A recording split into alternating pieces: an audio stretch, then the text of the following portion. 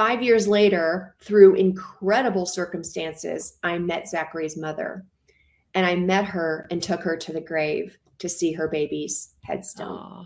And I talked with her, about that and all about the funeral, showed her pictures. And that was where God really taught me his heart for redemption. Good evening, everyone. Lisa here with Do Something Indy. And this show is a little bit of a continuation from last week's show where we spoke with Monica Kelsey of the Safe Haven Baby Boxes. Tonight's guest, Linda Znachko, partners with Monica through her foundation or nonprofit called He Knows Your Name. And I'm just going to leave it there and let her tell the story. So producer Johnny, take it away. Hi, Linda. Hey, How Lisa. are you? I'm so good. How are you? I'm doing great. I just have to say, I am so honored that you are coming on this show with me. In doing my homework, which I already knew you. We've known each other for a few years, just through some other random organizations, and we met the other day. But I just am so honored because you have told your story in some pretty amazing places and really all across the country. And then you were on with Janet Parshall on Moody Radio. Yeah. So, So I just want to say to all of our viewers, listeners, just Google Linda Znachko, and you will find some amazing stories about her journey, about her ministry, her mission. But what I want to touch on today, because this is really what Do Something Indy is all about, is following that calling to do something. And before you say a word, I have to say, I listened to a ton of YouTube videos last night and this morning with you. And I couldn't even count how many times you used the phrase do something. And I wrote down a couple of things. Saying yes to doing something, which is a big part of your story. And then what's going on in my community that I can do something about. Yeah. So now I want to let you just share your journey, what He Knows Your Name is all about, and how Do Something has impacted you. Yeah. So I think it's funny because people think I'm the yes lady. They're like, you just say yes to everything and you're just so busy. And I am like, actually, no, I don't say yes to everything. I say yes to God. And I say no to Linda a lot because I like shiny objects and I like goofing with my friends and doing all the things, right? Yeah. And I have realized, though, that the more I say yes to things that are not of God, the less space I have to hear the Holy Spirit and to respond to the things that he's really put in my heart to be passionate about. And so really one of those things caught me totally by surprise in 2009 when a baby was found in a dumpster here in Indianapolis. And I was sitting at the computer, much like I am right now. And, this breaking news story pops up and it's like the yellow caution tape, the sirens, people milling downtown in Indianapolis. And I'm like, what's happening in my city? Unfortunately, I could say in a little rabbit trail here, we are seeing caution tape and sirens and people around a crime scene a lot lately. But I'm going to say back in 2009, that was something that stopped me. And I was like, what's happening in my city, right? And I noticed all the activity. I noticed the forensic people climbing in a dumpster, and they're like, baby doe found in a dumpster wearing only a diaper. And my heart just sank. And all I guess I could think of was in my heart in a way that's like that mysterious impression thing where I had just buried my mom 6 months before after an 18-month battle with lung cancer. And that came out of nowhere. She was a non-smoker. She was so healthy. And my dad had been battling congestive heart failure for so long that it was just so upside down for all of us to believe that my mom went to heaven so soon. And there I was, like with my dad, choosing everything perfect for her celebration of life. honoring her in every way, choosing her earrings and her outfit and her headstone and everything. And then here's this baby doe, wearing just a diaper, found in a dumpster. Yeah. And it ripped at me like, wait a second. Just my basic theology that we're all children of God. We all deserve dignity and honor. And I know from the book of Isaiah, it says that we've all been called by name, and Isaiah says been given the title of honor. So of course I'm like, this baby deserves honor. So I called the coroner's office for 13 months every Friday morning and said, I want my name on this case. And the more I talked to them after even my original phone call, I realized the real injustice came when I made the phone call. So I felt prompted to the phone call, really not sure what was going to come of it. I just wanted to talk to them and ask my questions. But it's interesting that the prompt I had wasn't clear, wasn't like a path of to do anything. It was just, I have questions, I need answers. Right. When I asked my questions, the answers I got was what revealed the injustice to me. And that was that this baby, if not claimed, would be just put in a pauper's grave unmarked. Right. And I thought that was so unacceptable. And so I say to our Indiana friends, as we live in a state that I feel like I'm so surrounded by proactive people who want to give dignity and honor in every aspect of things. You do it in all the ways you're doing it, living where you live, doing what just the people you know. Yeah. And I felt like now I know this. So I am responsible. I can't hear this and think, well, that's for someone else to do. This is something. This something was my assignment, and it had my name on it. And I knew it because God burned it into my heart. And then I had a vision of myself standing over a grave, holding a very small baby casket. And I was like, I'm not quite sure what this means, but I think that's me. And I think I'm doing that. And so I jumped into that. And while I was waiting for that criminal investigation, 13 months, another baby came about through the coroner's office that was left unclaimed. So now here's a second abandonment in a second way. And this one isn't baby doe. This one has a name. They know the mom. They know the grandma. They're knocking on all their doors. They're asking them to come and claim and do what's right. Right. And they all say no. And so they were like, well, hey, while you're waiting for this other baby, would your organization take care of this baby? Because and I'm like, what organization? You're like, I haven't gotten that far yet. Oh, like I was thinking this was like one baby, you know, do this one thing. Right. And something became an organization and a mission and a calling that then became a something burning in me that was a passion to answer the call of God in my generation, to be an Esther today and go save some babies from being lost and hidden and unnamed and not treated like they're junk and trash. Right. So one of the things that I actually wrote down as I was listening to all the interviews that you've done was a dumpster is not a grave.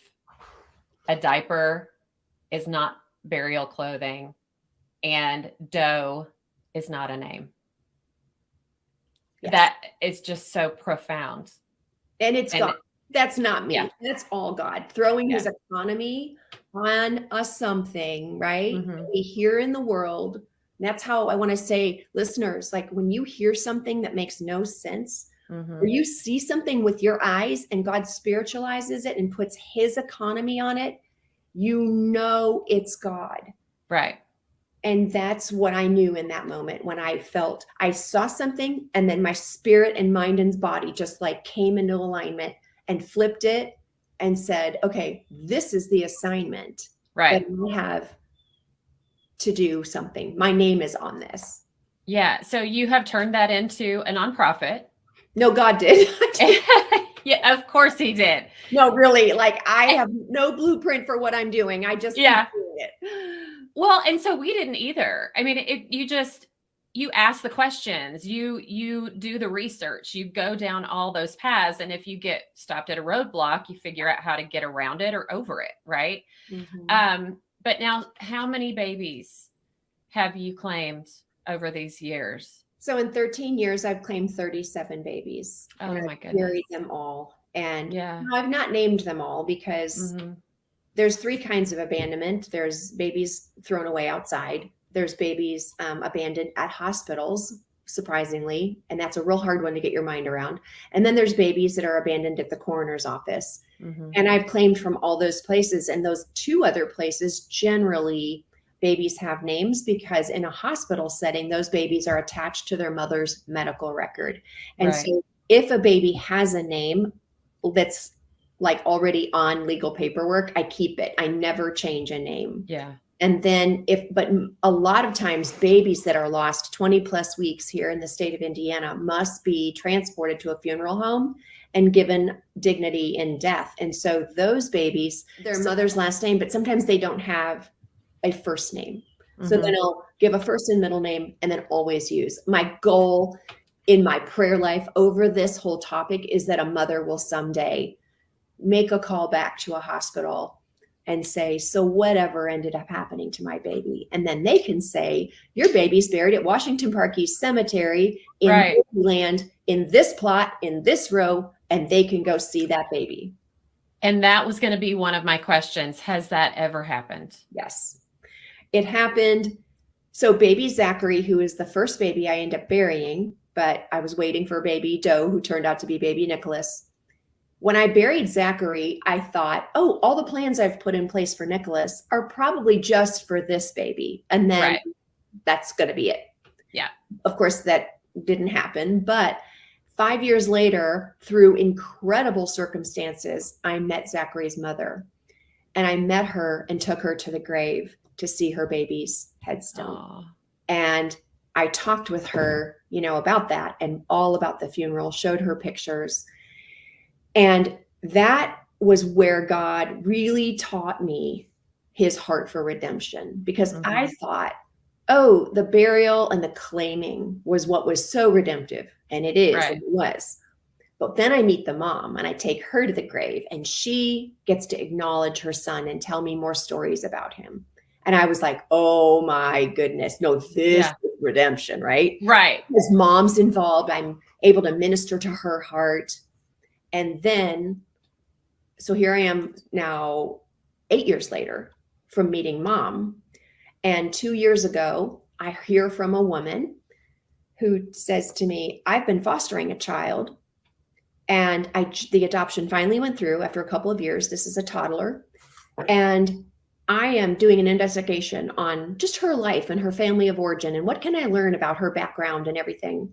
And I just happened to uncover the fact that there's a death certificate in her family of origin paperwork because it's legal.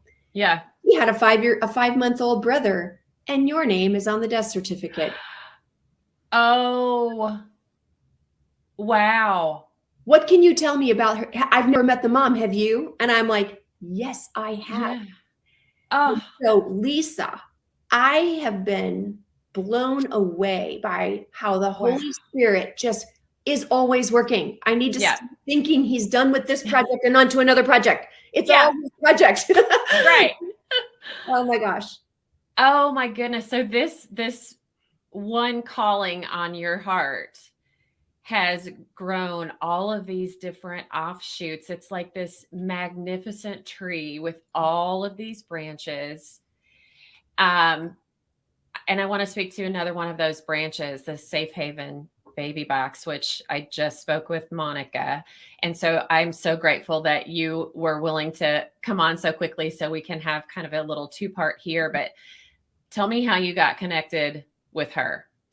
So in December 28th, 2014, a baby was abandoned at Eagle Creek Park.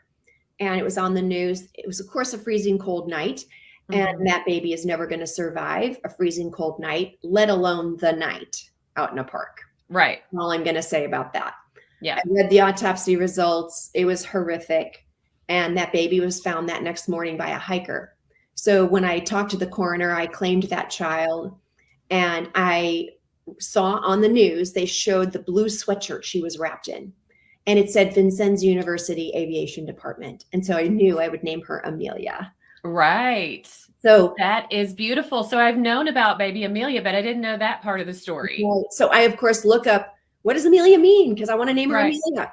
Yeah. And it's defender. And I knew that in the book of Proverbs, the name defender, because I love names of God, I knew defender was capitalized. And so I thought, oh my gosh, defender is a name for God. It's a name of his character.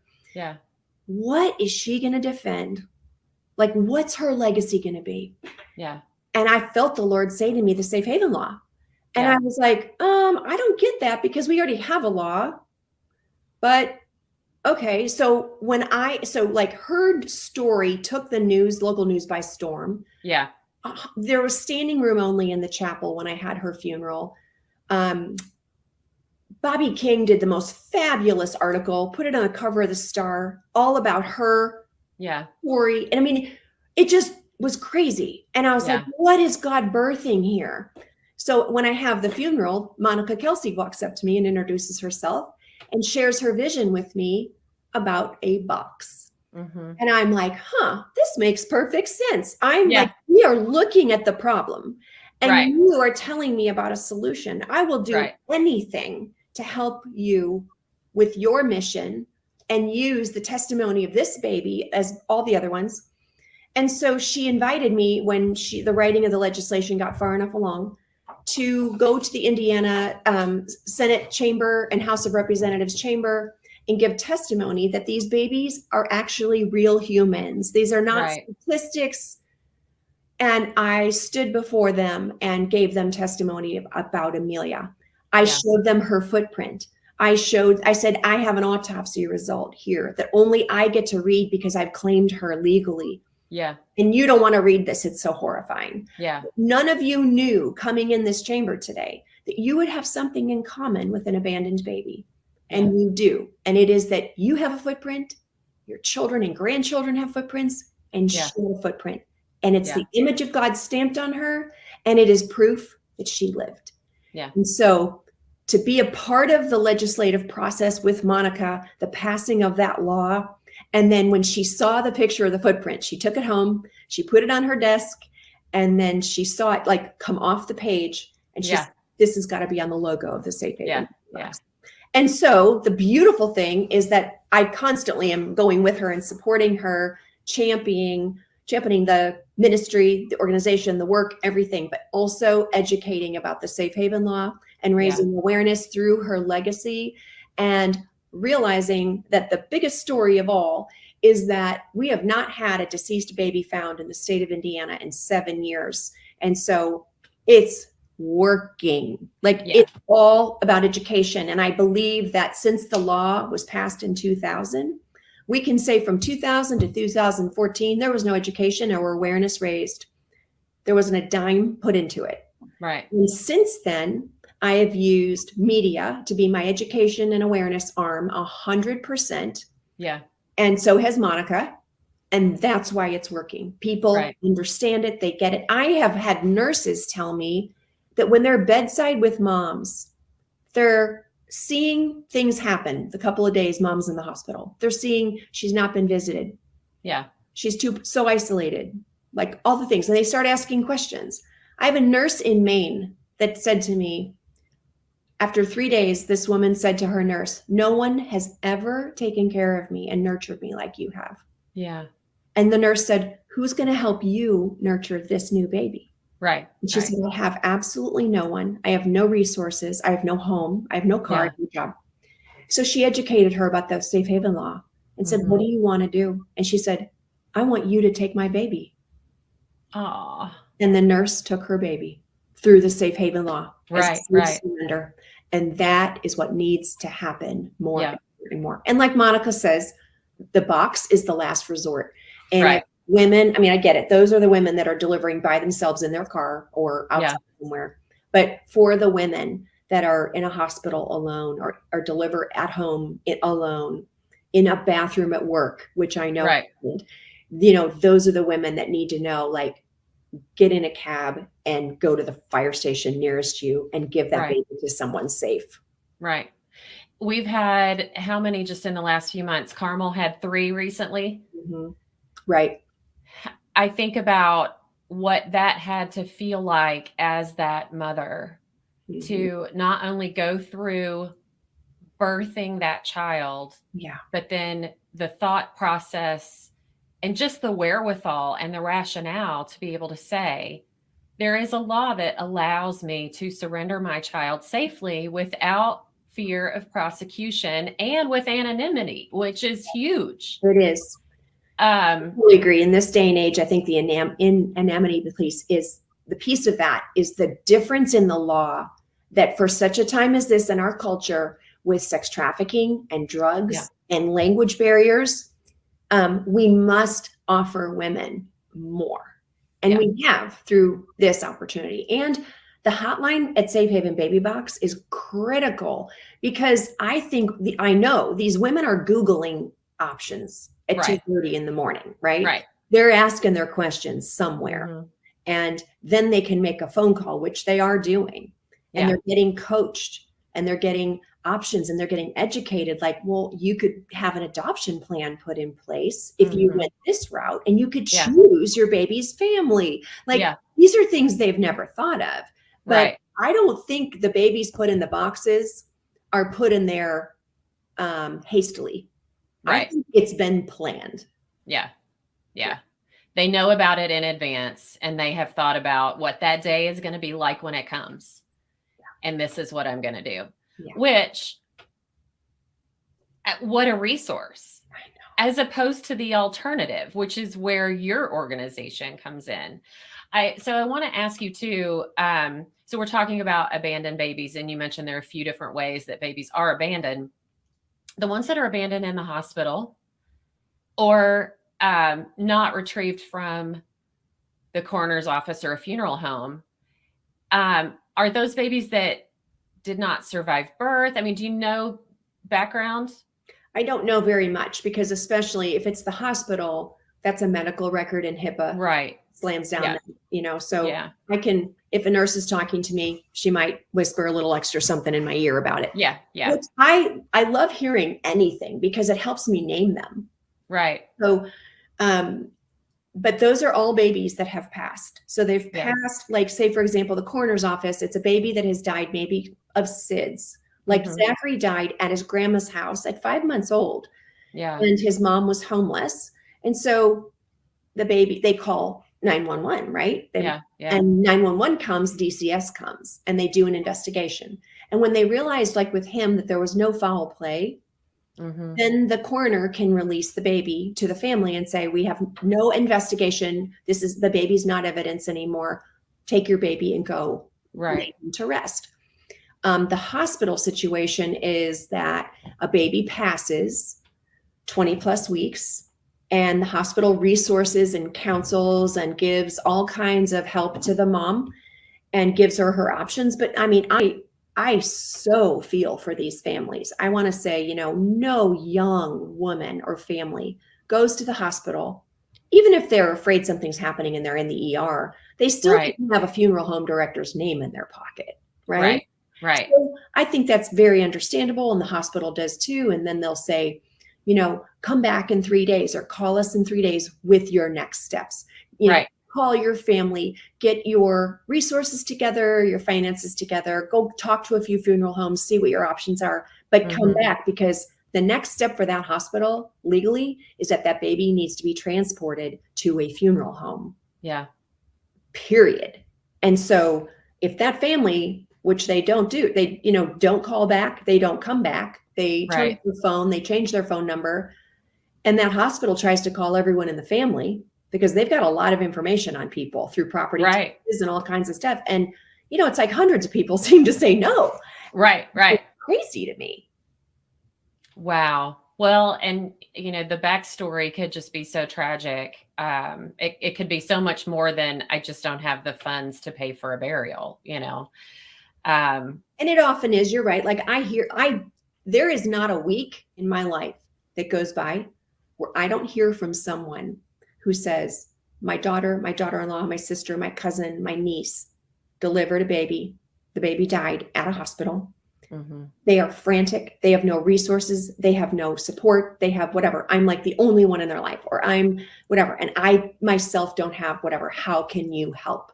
I Right. resource people every single week who are in those shoes. So Right. it is my hope that the more we talk about this and just raise awareness with it, we can empower grandma or auntie or sister or cousin Yeah. to help them. And you make the phone call. And Right. you call all the funeral homes in town and find out how much they're charging for things. And like just this week, I said they wanted to look at cremation. And I said, if you know, go to this funeral home, I know what their fee structure is. I will pay for cremation. I will officiate a little memorial service for you. I will donate a gown, a casket if you're going to bury. I start donating all kinds of stuff because I have so Right. many resources. And together we get it done. And that Yeah. family is like held and carried, and they themselves don't end up having to do too much, but show Right. up, kind of make a few decisions, but they're Right. surrounded. And that's what I want people to feel held in their sorrow. Yeah. Absolutely. Goodness. Well, we could talk so much longer. I like to keep these shows relatively short, but I just cannot thank you enough. Number one, for listening to what God put on your heart and following through. And I'm not surprised just by how I know you that you cannot go against what God's going to tell you to do. So thank you for your ministry, your mission. But I also want to say, is there anything else that would be good for people to know? Obviously, we'll put all of the contact information in the comments, and a link to your website, a link to your book. But just anything that you think is worthy of sharing and providing education on before we close. Yeah, I would love for people to subscribe to my newsletter that I put out once a month. You can go on to heknowsyourname.org and click my prompt, because I intentionally every month talk about what I've done. And I think there's so much education in just the review of like, this is what this month looked like. This is who I served. This is who I met. This is like the podcast I was on, like introducing people to other people who are saying yes to God, living on mission. It's inspiring to people's faith. I want people to just feel like they too can say yes to God and find their assignment and there's something. And then also I cast vision for what's coming up. And I want a lot of people to show up when I have this enormous memorial service in September. And I am doing something unprecedented to my ministry and to anything that's been done in this country. And it's a big thing coming up. And I want the state of Indiana to come. And I want people to show up and help me raise awareness for what's coming on September 26th. So I'm going to just plant that seed and invite people to step into that. So please, get onto my newsletter, follow me on social media, because I will be blasting it with all these things. And like you introduced this, the top of your podcast with, Monica Kelsey, no one is doing what she's doing. The state of Indiana is leading the country. What I'm doing, I'm leading the country and teaching and educating about how to handle this huge issue of abandonment. Even though it's not happening outside with babies, it's still happening in hospitals. We need to ramp up our bereavement care, and we are doing that. I've put so many cuddle cots in the state of Indiana hospitals that we have more than any other state in the country. And those are just ways, those are other things I'm doing that as I hear those needs of bereavement in hospitals and supporting families of infant loss, because there's 1 in 4 women having a loss, that all those things I'm like, we've got to help with this, we've got to help with that. And the more people know about all of that, the more we will change the narrative and we can change the culture and the way they think. I want people to have dinner time conversations around their table around these topics so that the generations hear and think and change their ideas and realize there's a lot they don't know. And we need not so much to even be like volunteering for He Knows Your Name, but these are matters of dignity and worth. And I know that our culture and humans all around me, as well as myself, need to realize we are worthy before God. We are His children. And because His image is imprinted on us, we have value. And I could scream that from the mountaintop. Absolutely. I just, Yes, yes, yes, yes, yes, to all those things. Oh, man. And just one more thing that's just on my mind. I want to try to find some other links to be able to share with people, but the educational piece on the safe haven law itself. So many people don't even know what it means Right. to be able to surrender. And I just happened to go by one of our local fire stations a couple of days ago and shot a little video and got a picture of the one that is literally a mile from our house. And if you pull up, there it is right there, a description of the law, Right. and and what it all entails. But the other thing I wanted to mention too is that when that box gets opened, aren't there resources inside for the mother to take? So it doesn't end right there. No. So Monica's doing that. You're doing that. And to your point about the resources, like a mom can take that, go sit in her car or go home, look at it 3 days later and still call. She can still call the hotline a month later and still get support. And that's what we want for her, for sure. You're such a blessing. Oh, so are you. Thank you. I mean, I feel like there are so many incredibly strong women in the state of Indiana doing amazing things, supporting people that are under-resourced, women of loss, women in need, women in crisis, all over the spectrum. And I honestly feel like for such a time as this, I am so privileged to live here where we have so much support.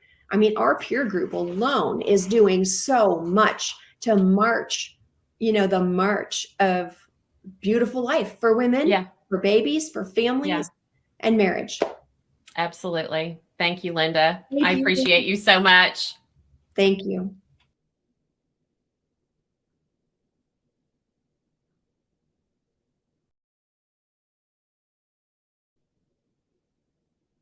Well, you guys, it's a little bit painful for me to watch that back. A little bit emotional.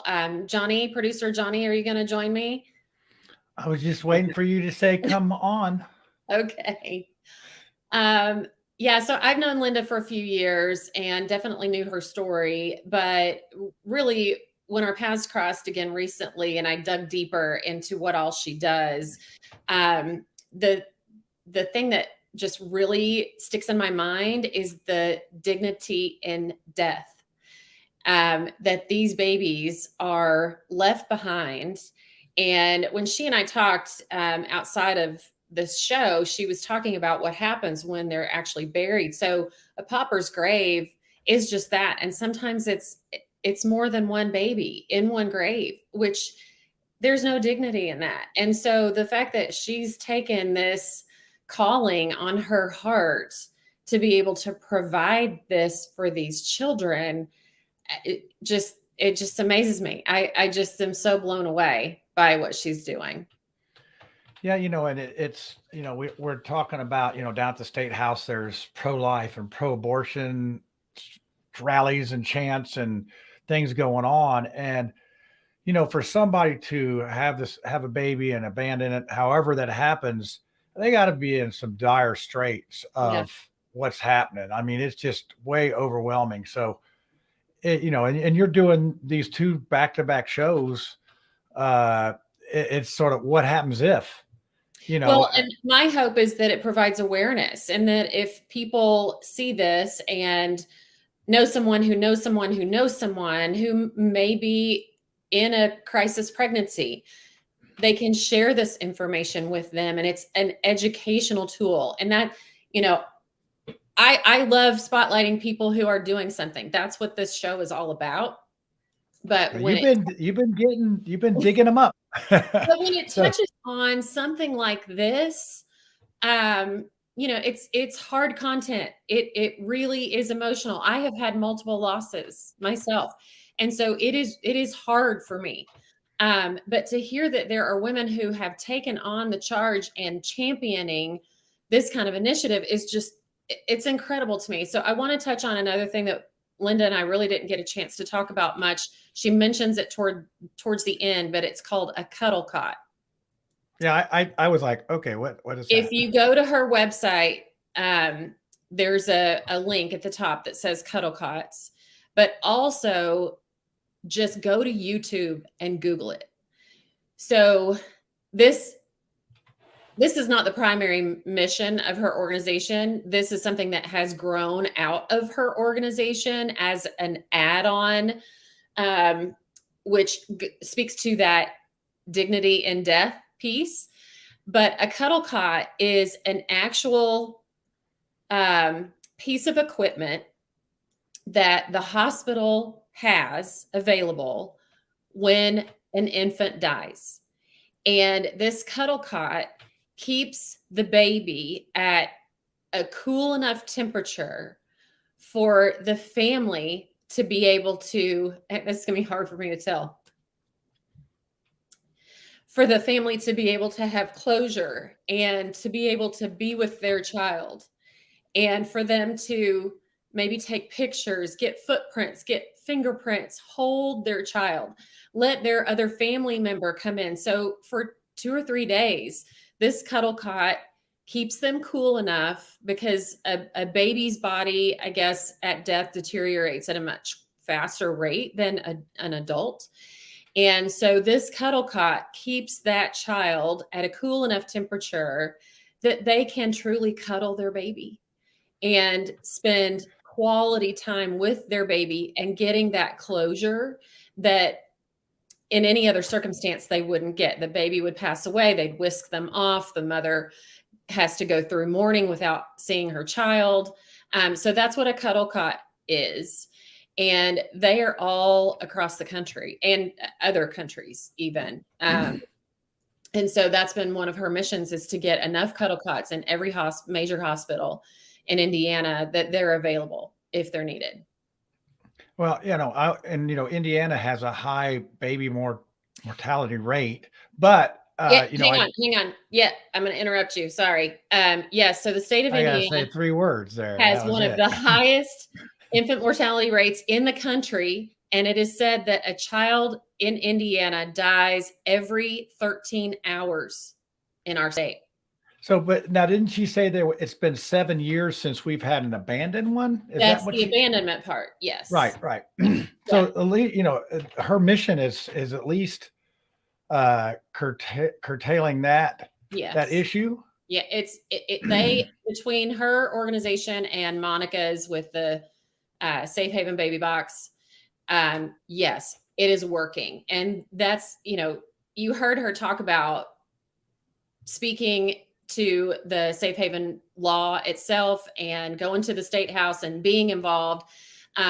She's not just doing this out of the goodness of her heart. She's actually trying to get legislation passed, and has gotten legislation passed, to help protect these women. So you can actually surrender your baby that is under 30 days or younger, to any fire station or hospital, no questions asked, and with no fear of prosecution, and with total anonymity. See, I'm puzzled that we even had prosecution, on that, but I guess it probably just stems from child abuse. You probably just, you get charged with child abuse because you wanted to get rid of your baby. So, that's where the laws are antiquated and they don't catch up with the times. And then if abortion's more restricted, I could see this maybe becoming more of an issue. I don't think it's going to be a problem because, hey, guess what? We have these in place here. And it sounds like Linda talked about, we're leading the country. We are. And her part of things. And, Monica's program is. And that's nationwide as well. Yeah, but it started here, right? It started here in Indiana. No, it started in other countries. In fact, she was coming back. Well, I'm talking about in the States. She's from here, right? She started it. Yes. Yeah. She came back from Africa. Something Indy. She came back from a trip to Africa where there was one. And she's like, how can I do this in the States? And she literally wrote out her business plan on the napkin on her flight home. Yeah, I watched the show. Okay. Yeah, I'm sorry. Oh, you're telling other people who didn't watch the show. Hey, people, you're gonna have to go back and watch that show, and then watch this show, and then you can do a comparison on it. But it's a little 2-show series that and it talks about things after. And I think we need to do a one on the foster care. I mean, foster Yeah. parents Yeah. coming up. I mean, I don't think you can get it together by next week, but No, we you have a know, show for next week, and it is related to the criminal justice system. So, oh it's yeah, not that's a good really connected. segue. That's a real good segue. Who's running this operation? It's certainly not me. No, not anymore. No, you took over to do something, idiots, and you're doing a fine job. That's for sure. Uh, Thanks, John. and it just you can tell that how long has she been doing this? 15 years? Or did you say it's 2007? I think it was 2009. Was it 2000? Yeah. So Yeah, for a I should while, have that in front and of me. I don't. it's one thing to get an idea to do something, and it's another thing to actually continue on. And Mhm. I know I have ADHD, so keeping the things going is not really my forte, but I'm really good at building the thing to get it going, and then hey, somebody else take off with it. Well, and Uh, so one thing that we also didn't touch on in the interview was, and she's actually gotten criticism from people when she shares her story about how do you know about this? Like, why are you doing this? Because she's not experienced infant loss. yeah, well, I'd And say we weren't experienced about what we were going to expect here. I mean, no, and that's what I told her in our conversation. I was like, this was just something we were passionate about. It wasn't something that we had experienced, but she did speak to the fact that God just put it on her heart. She heard that story on the news, and she followed that calling, which is like what you and I've done. And so that's do something Indy, right? It doesn't have to be something that you know about. It's just if you're feeling called to do it, or if it's something you are passionate about and you want to learn about, just do it. We need more people to be willing to do something to yeah, help improve our communities, improve our city. yeah, and I say the harvest is plenty and the laborers are few, and it just Yeah. seems like here lately, everything that I turn around and touch, we're right now. It's just starting an addiction house and reentry house here in Mars Hill is just smacking me upside the head. I have people that'll run the house. I have people that'll fund the house. I have people that they need to be in the house. It just needs somebody to organize it to put And it then the young together. lady I interviewed today for next week's show Yeah, wants to and help you with it too. that's another one. I mean, and Yeah. it's just so. I guess our advice would be, if I could be so bold to speak for both of us, is that you don't know what it's going to turn out to be. You may come in. We thought we were going to start a community center here in Mars Hill, but we wanted to be very conscious not to enforce our will on the people in this neighborhood. We want to find out what they need. And just the fact that you're willing to serve and get involved. And I would say, if you're somebody watching this show and you want to get involved, hey, contact Linda's organization and just take little baby steps, or Monica's organization.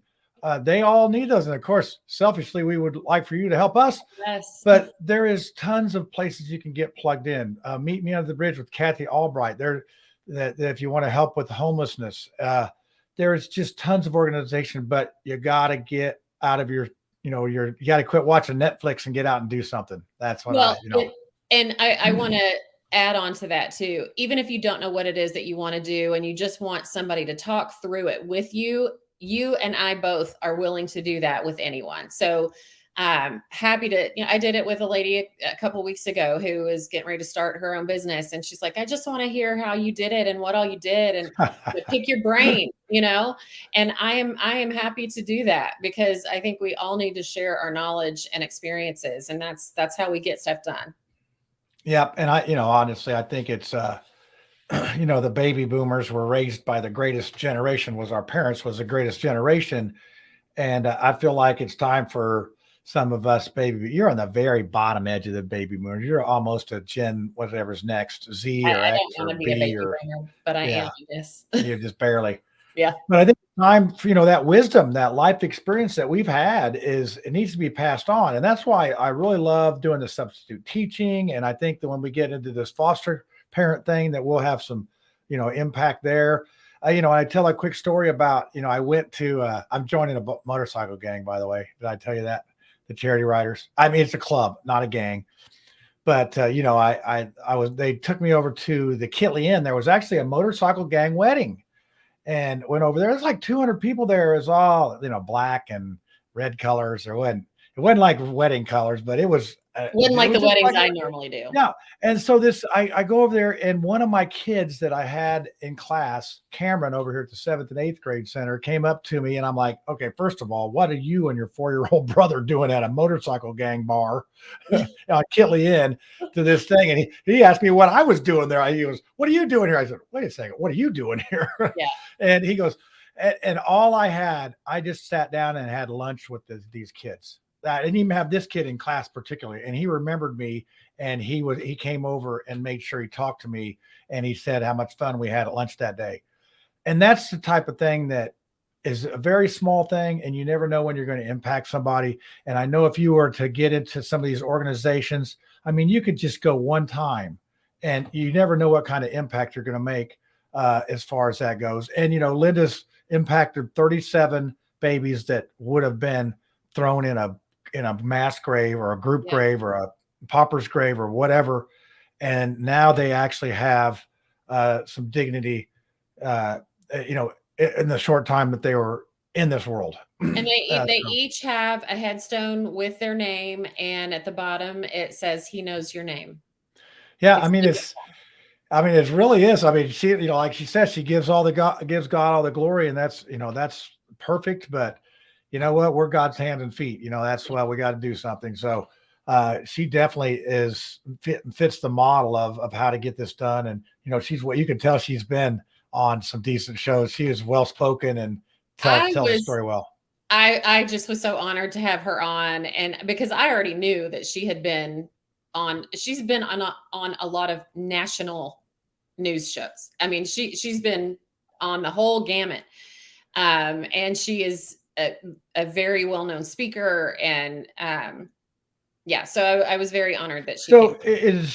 does she have things I didn't hear if she said does she have this set up in other states, or is this predominantly Indiana? It's predominantly in Indiana, but she has worked with other states on doing some. Is there other people in other states using this model? I don't think so. Okay. Yeah, but obviously in 7 years we haven't had this. And I do remember that story about that baby in the dumpster. I remember it was sort of a big thing. And then, as she says, nowadays it's we have a lot of crime tape up and different things going on. But back 2000, the late 2010 area, or there, it was not so common. So it's good to see an effort that has results. A lot of times we see a good idea that doesn't have results, but that definitely does have results. So what do you got for next week?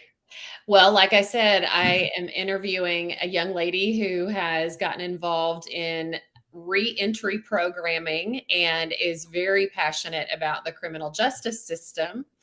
And the fact that we have a lot of opportunity in our city and in our county, because what we have going on is not working. And yeah, it is so not working, and I'm in construction, and I have 3 pretty much re-entry guys from prison, addiction, all that stuff. And I have one that's 23, one that's 34, and one that's 51. So it's so that pretty much covers the range of what we have. And unfortunately, my 23-year-old has been in prison for 3 years already. And I don't know if he's really has the addiction issue. The 34-year-old, I don't think he's been to prison, but he had addiction issue. And the 51 or 54 had his addiction. So they're basically living in these recovery houses, and and they're looking to do better. And it's all about they like working for me, and I'm firm but fair, and we just need more people to trust in these guys. But it's a struggle, and our criminal justice system is more like a boat anchor around their neck than it is something that helps them. This lengthy probation periods, these ankle bracelets, these costs and fees, it just really discourages people. The other things are the employment opportunities. So employers being willing to hire people that have records, which has gotten better. She and I talked about this today. It's gotten better in the last couple of years because now people are having such a hard time finding workers because of the COVID situation and the money that the government gave us all and all that kind of thing. And so employers are having to relax those rules to get people to work. But then the other big obstacle for them is housing once they get out, because most apartments, if you have anything on your record, you're not getting an apartment. So that's another big thing. But I don't want to talk too much about it because I want you to watch. Yeah, we got next week's show, but and haven't even edited it yet for that. But yeah, and that's our neighbor too. That's right. She lives right around the corner. Yes, so, and they live in Mars Hill, and yeah, in fact, I met her right after we opened the art center. So while she was still, hey, like I said, the harvest is plenty, the labors are few, and there's plenty of things you can get involved with, and just pick something that you love or like. You don't even have to like it, because once you get into it, you'll probably end up loving it, because you do have to have that kind of passion, because sometimes you get kicked in the teeth. Sometimes it just doesn't work out. And you can't go in there and say, oh, I'm here, I'm ready to do good things, it's all going to be, s'mores and kumbayas. No, it's not that. Sometimes it is test your patience, so to speak. It's work sometimes, but it is so work. Are you ready to wrap this thing up, woman? Yep. Go do something, Indy. Yeah, that's right. You got to do something. Your homework is to do something this week. That's your homework. You didn't know you're going to have homework on this show, but you got it. So, all right, let's see. I want to make sure I push the right ending to the show, because if I push the wrong ending to a show here, that would be a problem. And this is not the Chateau de Mars Hill behind me. This is just a fancy virtual screen. So don't anybody go thinking we got a piano in the living room. Well, that's a pretty nice one. But yeah, it's good. So, okay, everybody, we'll see you next week, 8 p.m. And then don't forget to watch the Mouthwash show. I don't know what we have next week, but it's on Tuesday at 9 live. And then, we're having fun. Oh, and then hold on. I want to put one shameless plug in here. This is our, this weekend we have on Saturday from 3 to 6. Well, actually it's from 3 to 9.